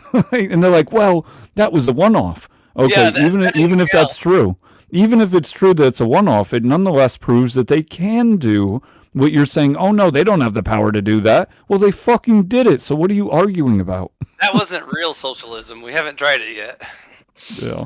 So that's the old left wing, bullshit. So, anyways, now I think we're very clear on lots of topics and ideas and all that shit. So, anyways, like I said, we're definitely going to disagree at some point because, like I said, I changed my mind throughout this little debacle. By the way, just for the record, I don't mind disclosing it. In my own house, I was the only one that got the vaccine. Oh, okay. And my wife and kid and my mother-in-law all opted out, and we all got equally sick. We all got coronavirus. We all got, the 2 weeks of, fighting off the fevers and the body pains and all that shit equally. Like none of us were more or less sick than the other person. And we all fought bronchitis for 6 months straight. The whole house did. Everyone had the exact same symptoms. And I have shitty genes. I have like shitty European genes, like the garbage British and maybe some Irish German thrown in there. And so I can't handle like allergies and shit. Like flowers start blooming and I turn into a little pussy. I'm like, oh, sneeze, cough. And so that's why I said Kung Flu fucked me over bad. Like it nearly killed me, and it's still trying to kill me. But the funny thing is, even with her wholesome, I'm not going to specify exactly which, her Oriental genes, my wife got equally as sick as I did, and with zero vaccine. And so for all those assholes out there that were saying, fuck you, you got the vaccine, you're sheep, you get what you deserve, and all that shit like that. No, it didn't kill me, and no, it didn't, make me more sick than usual. It made me the same amount of sick as usual. The theory is it's supposed to make you less sick than usual. That's where they were wrong. They failed. This vaccine clearly failed. Well, I caught it 3 times, and each time I didn't get tested, so then you could say, well, how do you know you had it? Uh, But each time was from a different woman, and they had each gotten tested at the time, right? This is over like a couple years type of shit. But uh, anyways, two of them were Asian. Fun fact. Neat. That also blows their theory that it was designed by Asians to kill Europeans because, Yeah. unfortunately, the evidence shows that lots of Chinese people died from the Wuhan lab. So false. And again, this is why I don't like following rabbits down their holes about their theory on what's happening and all that shit. I Right. was just laughing my ass off on how the entire Earth collectively lost its mind over a really bad flu. That's what Yeah. coronavirus was. Yeah, it sure did. Well, that fear. I mean, think about it. It wasn't Fear, actually. uncertainty, and doubt. The end of humanity. So it wasn't the virus itself that people were scared of. What they were scared of is their perception of the virus, right? And Yeah. that perception was largely molded by the voice powers that be, right? Government, easy example. And even people who were not working for the government, or at least thought to not be working for the government, right? Like Mm-hmm. celebrities and this and that. And granted, probably a mixture of some of them fucking dumb and other ones actually government shills. That's at least Mm-hmm. how I would look at it. Yep.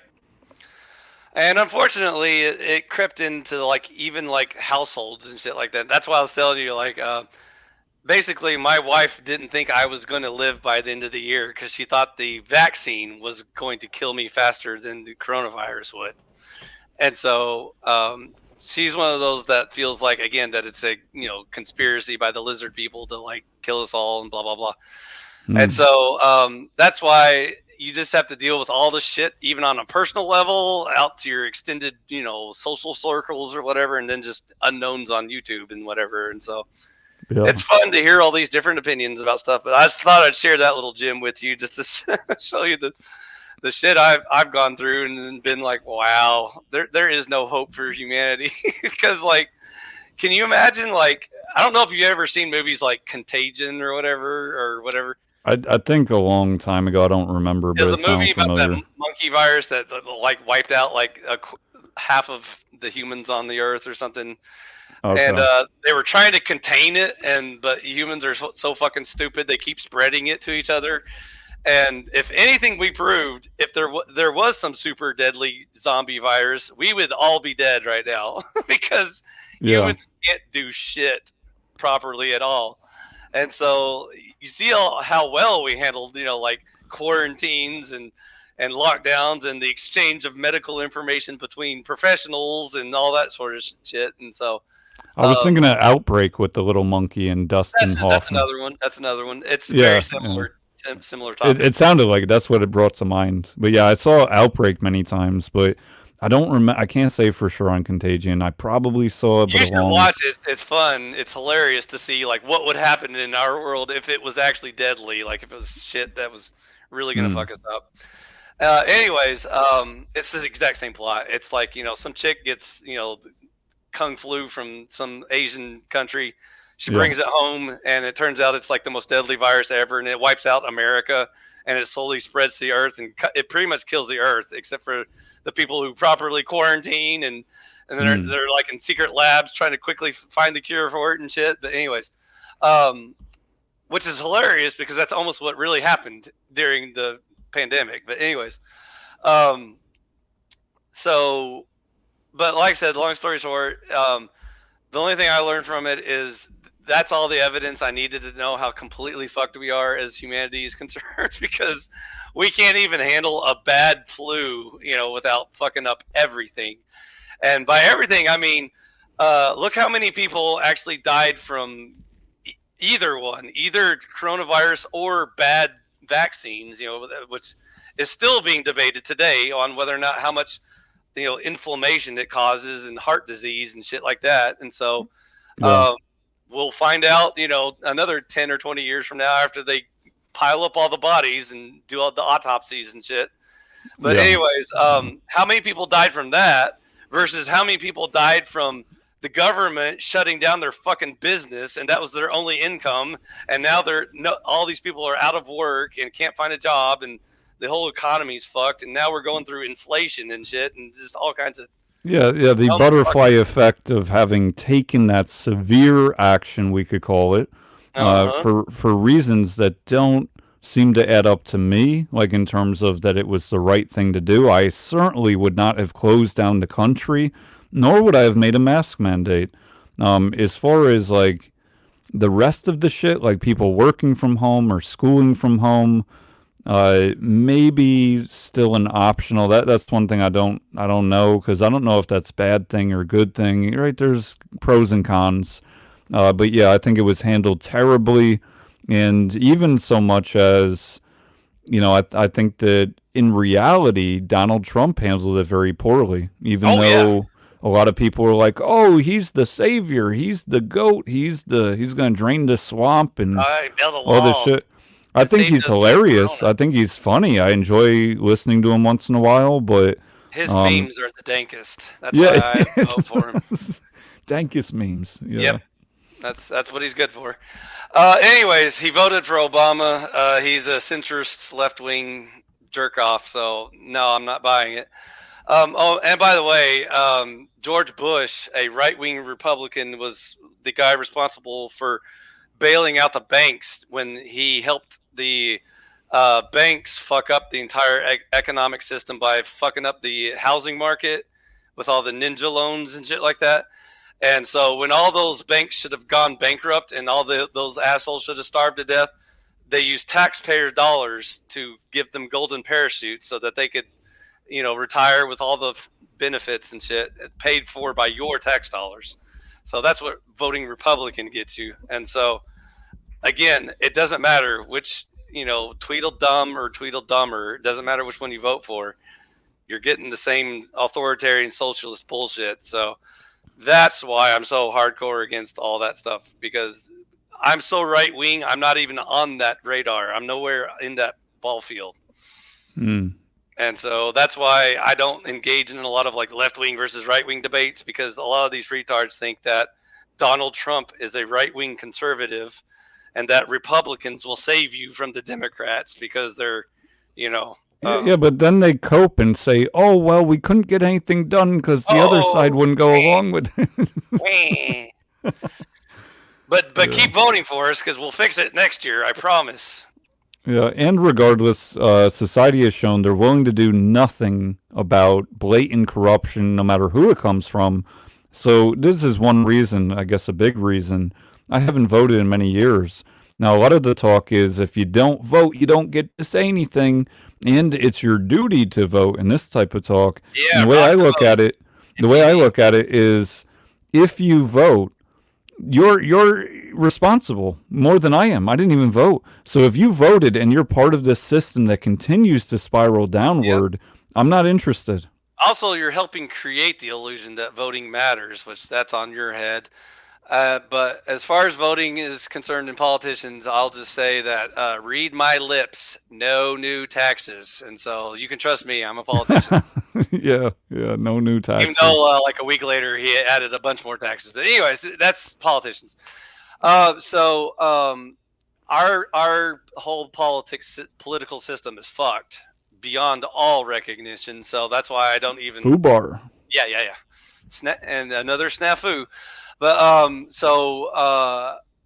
that's why I don't even waste my time, like trying to convince Democrats that, Republicans are the salvation of our society. So I spend most of my time trying to educate Republicans on how much crayons they're eating and Kool-Aid they're drinking. And so that's why you always hear me ranting and raving about this imaginary land called Conservataria, where there's like morally founded libertarians that fight for a true capitalism, which we need to return to, or else we're fucked. And so my solution, since you asked, I will answer your question. The other day on that panel that I wasn't on, the solution we need to do is actually start changing our culture, society, everything from the ground up. I kind of envision some sort of like wacky like Amish period we go through where we go back to homesteading I and like this so far. I like it. focusing on communities where we purposely make it like political. It's like on purpose. It's not by accident. And so where the Amish focus on religious reasons, obviously, Conservataria will focus on political reasons. So we get all of anyone who even remotely identifies as right wing to invest all their time and energy and resources into relocating to some part of what's left of this country. I don't know where. I don't know where we would start, but somewhere where blue hasn't completely fucked it up. Obviously not California or New York or anything like that, or Chicago or anything like that, but probably flyover country that's like 99%, hard in the paint, red Republicans, and start converting those people over into conservatarians and show them the errors of their ways, because Republicans ain't doing jack shit. And matter of fact, if anything, they are also part of the problem. And so you're not going to vote your way out of this. It doesn't matter if you vote for, Dave Smith and yay, he's going to save us. He's going to get 4% of the vote. And we're going to be like, well, shit, maybe 50 years from now, we can move the needle another, percentage and get 5% of the vote or something like that. Fuck that. I've got a kid. I don't want him to have to live through Mad Max, apocalypse and try and like fight off the barbarian hordes so he can grow his vegetables or whatever. So that's where it seems like we're heading. We are very fast, quicker than you could probably imagine. So I also don't feel like relocating to Switzerland and begging on their doorstep, please let me in, my country's fucked, and shit like that. So Argentina's way too far behind. They got too many rebuilding to do. It's going to take them another century to get back on track, but at least they got some base Chad in there fucking shit up. Anyways, we could theoretically still salvage America at this point. Very unlikely, but it's theoretically possible. So I'm going to believe that we can. I'm going to stand on that America can be changed. But I do agree with what you're saying. I mean, I think. Okay, so like I said, if you want to be serious about it, I will have a serious conversation with you about it. I generally very lightheartedly enter into these conversations because you quickly realize how fucked up shit is. You're like, dude, we are so far gone. Like, what the fuck are we going to do at this point? So that's my serious beginning of a discussion. It may not be exactly that. I'm just trying to figure how it's even physically possible at this point to salvage this place. We don't have the numbers. First of all, that's our number one problem, is we don't have the audience and or support group to even begin to start this massive overhaul campaign to like turn the country around. It sure as fuck ain't going to be some sort of grassroots Tea Party bullshit where we're like, through the Republican Party, we're going to start slowly fixing things back to the way they should be and all that bullshit. They've tried that. They completely failed. So. It's a complete waste of time. By the way, where is the Tea Party now? Do you even know where they are or who they are? I thought they died. Yeah, pretty much. Their boomer health insurance ran out, and now they're dead. And all boomers are pretty much dead anyway. So, Gen X is on the way out, and like I said, I'm getting so old I can't talk for much longer. But anyways, I would seriously. By the way, I can't reveal too much about my personal life, but I've already delved into small little pet projects that are similar but different. It involves completely different situations, which I might tell you about more later. But anyways, long story short, it is so hard and difficult to do big political changes. And so, especially to get people serious about it, because most people just can't handle the actual dedication it requires to make serious change. And so people wouldn't get rid of their iPhone if it meant good. They wouldn't do it. They're too attached to the bullshit, the drugs, they wouldn't give up a meal at McDonald's over saving some old lady that they don't know. They'd be like, nah, I'm hungry. And how many of these people are willing to do like backbreaking farm labor for a while just to make the point that, this government's fucked. We need to replace it with one that will save the country. And so, again, it's very complicated. It requires a lot of serious people, not just like, I'll send you like and subscribes, or prayers and thoughts and stuff like that. It'll take real sacrifice to actually move the needle. Yeah. On unfucking America, because right now America is fucked, and it could be unfucked. I believe it can be unfucked. But it's not going to come easy and, it was just this great idea that I just had to think of this great, kind of cheat code, and now America's fixed, right? Yeah. That's not going to happen. So that's kind of where I'm at. I'm already 1 foot, bunker in the woods, doomsday prepping as we speak. So that's good in a way. I'm not too optimistic about America's future, but again, like I said, I want to at least give my offspring a sporting chance. So, well, maybe that'll be the topic of the stream I start tonight. Is America is America doomed? And I'll just leave it that vague. There you go. And get into the different points, because this would really be opening Pandora's box. Yeah. So there's lots to talk about there. So.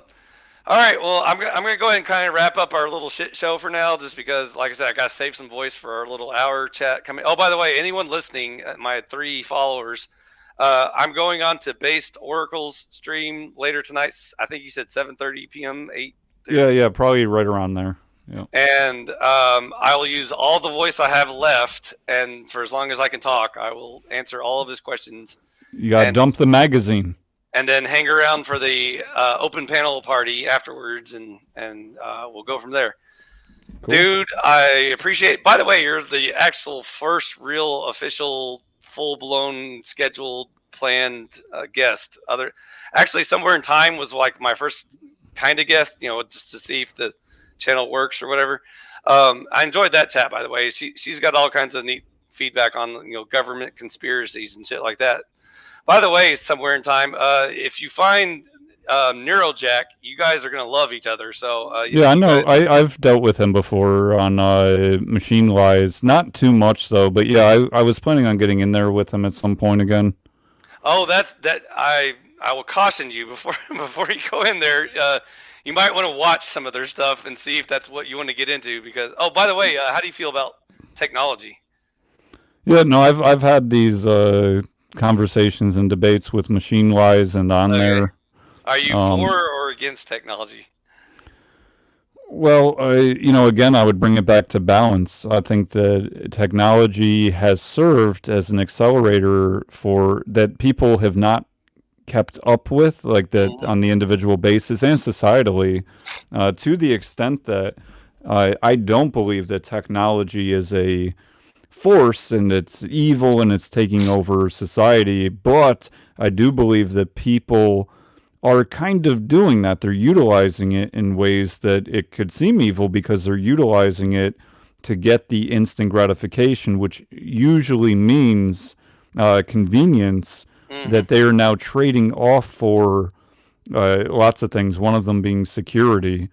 And, in other ways, just becoming degenerate. It's easy to be a drug addict with technology at this level versus 100 years ago or whenever, 1,000 years ago. People could still be degenerate, sure. But now there's reward mechanisms baked in to further help people stay in that sort of degenerate state, which I think then leads to nihilism in a sense, like just to put it simply. And so has it been good? Has our level of technology implemented in society been a good thing or a bad thing? And I would say it's been a bad thing, but there's certainly been good things that have come out of it, right? I'm not saying all technology is bad. I do think it's good. Obviously, we're using technology to have this conversation, but at the same time, this kind of makes it hypocritical when you say like technology evil brought to you by this technology. Right. Yeah, and that's what I'm saying. To the degree and extent that it has been normalized in society, I don't think have been conducive to fixing the problems, the people problems, and instead have just been adding to it and have been an accelerator upon it. Because, right, look at ChatGPT or whatever AI, it is a Dude, scalar have in you seen sorts. the latest demo from ChatGPT? Well, I have it. Yeah. You have 4.0. Yeah. You can voice chat with it. Well, it's beta, I guess, but I got the update the other day. I didn't use it, but I I watched saw the the demo update. the other day, and that's what inspired me to actually hit up Machine Lies, because I was gonna talk to him about technology, because it actually tangents into a topic I do want to get into him with, which is he thinks that there is like no good use of technology. Period. Like it's inherently evil and shit. And Mm. so I was trying to see if it would be fun to like get into him with it about religion and technology, how they can overlap and stuff. And so, but I just thought the 4.0 demo was pretty impressive. I mean, I thought at first I thought it was scripted and it was like fake, because I was like, we don't really have that level of technology yet, do we? And they kept running the demo, and I was like, holy shit, that's like almost like like the movie Her, like that kind of level shit. Mm. Have you seen that Gotcha. movie, by the way? No. Oh, you need to watch that movie. You need to watch that one, because that kind of brings up a real interesting topic of debate. Like a machine lies type of Mm. debate. Yeah. Yeah, I'm probably many behind. I've been given many recommendations. I haven't Okay, made it start to, but watching. yeah, yeah. Catch All up right, with our so culture. that's what I'll be doing tonight. Watching, nah. Yeah, we'll watch them But yeah, live on stream while we're debating them. yeah. But, That'll be end of channel. yep. Anyways, like I said, I'd love to keep talking, but I'll just wait until we're gonna talk for another big long chunk of time. Thanks for Okay, coming over, cool. dude. Appreciate having you. You are always welcome on this channel. I don't care who I'm talking to or what the topic is. You are free to interrupt, derail everything, and then just completely change the topic. So you have All my right. permission. Very good. Very All good. right, dude. So we'll talk soon. All right, I'm gonna thank you everybody for watching. This was iPhi, and this was Based Oracle. I put his link in the chat. I also already put it in the description, by the way. If you just click on the video description, it has his channel on there. So I love this dude. I'm gonna make a Christian out of him. Just give me time, and then we'll see what happens next. All right. I'll Sounds talk to you good. soon, bro. I'm gonna recover with some tea, and then I think you already scheduled it on your channel. I'll be ready to No, go. not yet, but I'm going to. Okay, as soon as you do, I'll start prepping. All right. All Sounds right, good. dude. Keep it I'll see you. real. Until next time. Bye bye.